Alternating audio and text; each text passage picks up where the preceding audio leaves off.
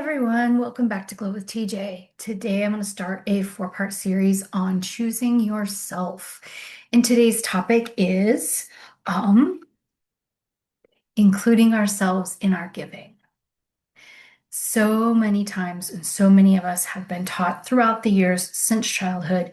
Maybe we saw it modeled in our mothers, in our grandparent or grandmothers, aunts, siblings, teachers, anyone, that being of service was um, was a value that something we should strive for, being in service to others, and oftentimes at the expense of ourselves.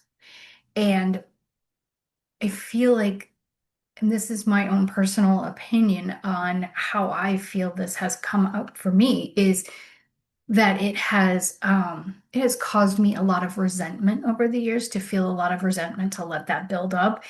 And while I wish that I could go back and change that, I also know that at this time, like, I have seen a lot of those lessons, and it is of true importance to me at this time in my life, as I'm, aging and in my 50s now, um, that it means that I need to be giving to myself, that I need to be giving myself as much effort, that I need to value myself as much as I value other people and am willing to give to them. I need to also give to myself. And that also means not canceling on myself, because I don't know if anybody else is like me, but um, when so often I would have something planned and for maybe a weekend or an evening, and if somebody needed help, or if there was maybe a volunteer thing at one of my son's schools for something, oftentimes that would be the first thing that I would cancel on, is myself, the plans I had to go be in service to others. And I did myself a great disservice in that. And I'm still now unlearning a lot of those habits and things that I just fell naturally into, that just became ingrained and part of who I was. I'm now having to unlearn that, and it's so very uncomfortable. And it works some days and not others.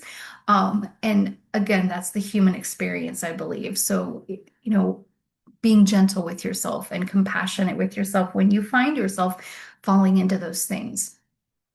And not asking you to change all in one day, because we know that that doesn't help. When we set too high of an expectation, we can often set ourselves up for failure, because we bit off more than we can chew.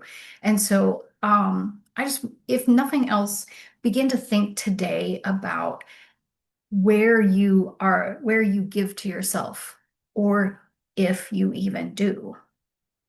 And becoming aware of it is a big part of this, because we can't change what we're unaware of.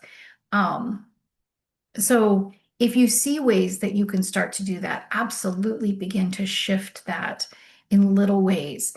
But becoming aware of how often you do it can really be a big step in helping to set yourself up for a plan of actually working your way through that, is knowing how often you do it, seeing how frequently you will sacrifice yourself for other people.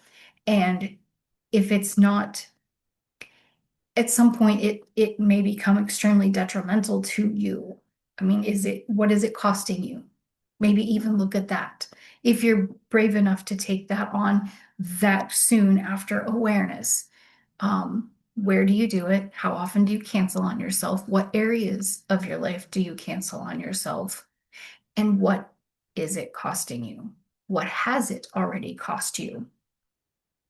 Just something to ponder today as I begin this idea of looking at how we can begin choosing ourselves. We have to know where we start before we can know where we're headed. All right, so I want to invite you to keep something for yourself today instead of giving it all away. And I will see you soon.